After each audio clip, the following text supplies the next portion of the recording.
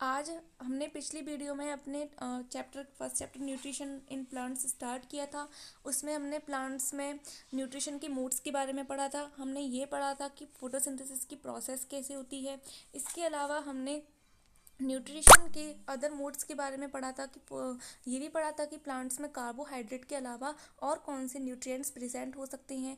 आज हम सेप्रोट्रॉफस प्लांट्स के बारे में पढ़ेंगे। सो चलिए स्टार्ट करते हैं। You might have seen packets of mushrooms sold in the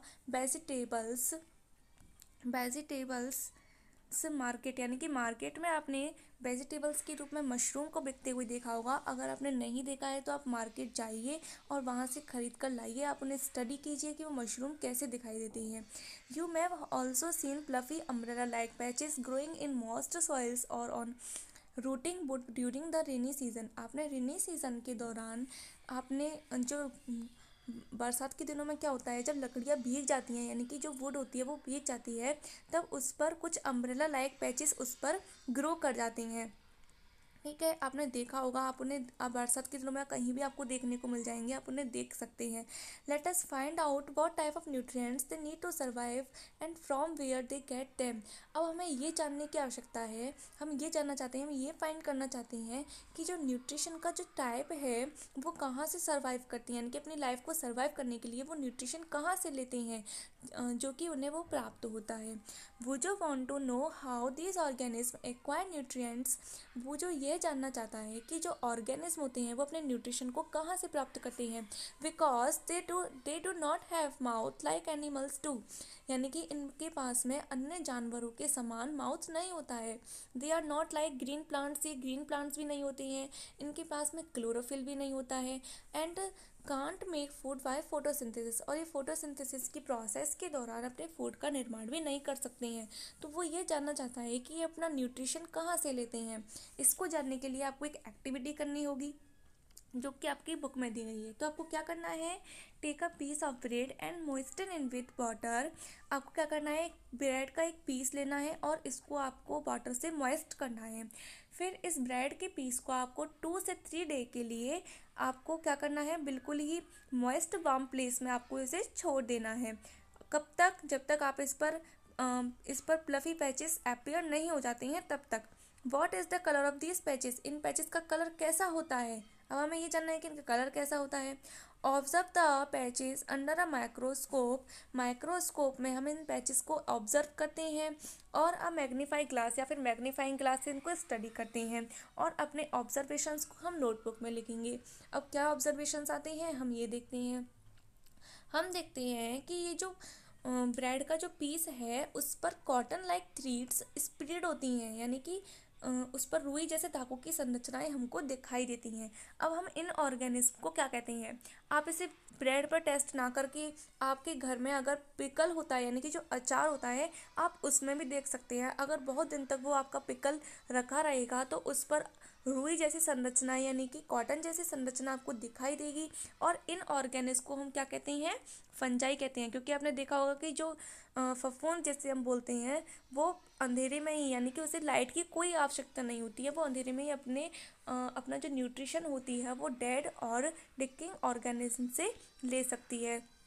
ये वाले जो ऑर्गेनिज्म होते हैं उन्हें हम फंजाई कहते हैं। क्या कहते हैं, फंजाई कहते हैं। They have a different mode of nutrition, इनके पास में they observe the nutrients from the bread, ये अपने न्यूट्रिशन को कहाँ से प्राप्त करते हैं, ब्रेड से। यानी कि this mode of nutrition, nutrition का वह मोड इन विच ऑर्गेनिज्म, जिसमें कोई भी ऑर्गेनिज्म अपने न्यूट्रिशन को डेड और डिकाइंग मैटर से लेता है। किससे, डेड और डिकिंग मैटर से लेता है। ओके, डिकिंग मैटर का मतलब होता है जो चीज़, कोई भी वस्तु जो सड़ने वाली होती है, गलने वाली होती है, उनसे अपना न्यूट्रिशन लेते हैं। और इस प्रकार का जो न्यूट्रिशन होता है उसे हम सेप्रोट्रॉफिक न्यूट्रिशन कहते हैं। कौन सा न्यूट्रिशन कहते हैं, सेप्रोट्रॉफिक न्यूट्रिशन कहते हैं। Such organism with saprotrophic mode of nutrition are called saprotrophs, और वो ऑर्गेनिज्म जिनके पास में न्यूट्रिशन का मोड कौन सा होता है, सेप्रोट्रॉफिक होता है, वो ऑर्गेनिज्म क्या कहलाते हैं भाई, सेप्रोट्रॉफस। कौन से एनिमल्स कहलाते हैं, saprotrophs. Fungi also grow on pickle, आ गई ना बात। जो फंजाई होती हैं वो पिकल्स पर भी ग्रो करती हैं, लीदर पर, लेदर जो होते हैं यानी कि चमड़ा जो होता है उन पर भी ये ग्रो कर सकती हैं। क्लोथ्स पर भी कर सकते हैं, and other articles that are left in hot and humid weather for long time. इसके अलावा ये उन उन चीज़ों पर भी लग सकती हैं जो कि बहुत दिनों तक ये जो कि नमी या फिर बिल्कुल मॉइस्ट जगह पर रखी हुई रहती हैं, वहाँ पर भी यह लग सकती हैं। During the rainy season they spoil many things, यानी कि बरसात के दिनों में क्या होता है, बहुत सारी जो वस्तुएं होती हैं, थिंग्स होती हैं, वो इन फंजाई की प्रोसेस की जो प्रक्रिया होती है उससे वो क्या हो जाती हैं, नष्ट हो जाती हैं, यानी कि खराब हो जाती हैं। Ask your parents about the मैनिकी of fungi in your house.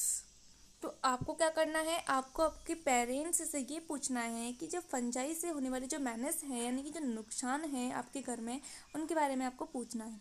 The fungal spores are generally present in the air, यानी कि अगर हम देखें तो जो फंगल जो स्पोर्ट्स होती हैं, यानी कि जो इसकी बीजाणु होती हैं, वो एयर यानी कि हवा में उपस्थित होती हैं। When they land on wet and warm things, यानी कि नम या फिर गर्म, जो ऐसी ऐसी जगह पर कोई चीज़ रखी हुई है जहाँ पर प्रकाश नहीं पहुँच पाता है, लाइट नहीं पहुँच पाती है, सनलाइट नहीं पहुँच पाती है, वे वहाँ पर जर्मिनेट होती हैं और ग्रो होती हैं। Now you can figure out how we can protect our things from getting spoiled. तो अब आप क्या बता सकते हैं कि हमने वस्तुओं को खराब होने से किस तरीके से बचाना चाहिए। Some organism live together and share both shelter and nutritions. कुछ ऑर्गेनिज्म ऐसे होते हैं जो कि एक साथ रहते हैं और अपने शेल्टर या न्यूट्रिएंट्स को एक दूसरे के साथ में शेयर करते हैं, यानी कि कोई ऑर्गेनिज्म दूसरे ऑर्गेनिज्म के साथ अगर रह रहा है तो वो उसको शेल्टर यानी कि शरण देगा, रहने देगा, और दूसरा उसको उसके बदले में क्या देगा, न्यूट्रिशन देगा। इस प्रकार की जो रिलेशनशिप होती है, this relationship is called symbiosis. इसको हम क्या कहते हैं, सिम्बायोसिस कहते हैं। फॉर एग्जाम्पल के लिए certain fungi live inside the root of plants. कुछ फंजाई जो होती हैं वो कहाँ पर प्रेजेंट होती हैं, प्लांट्स की रूट में प्रेजेंट होती हैं। The plant provide nutrition of the fungus, क्योंकि फंगस जो होते हैं उनमें क्लोरोफिल प्रेजेंट नहीं होती है, वो अपना न्यूट्रिशन खुद नहीं बना सकते हैं, तो वो प्लांट्स की रूट्स में रहते हैं, तो प्लांट्स उसको क्या प्रोवाइड कराता है, न्यूट्रिशन प्रोवाइड कराता है।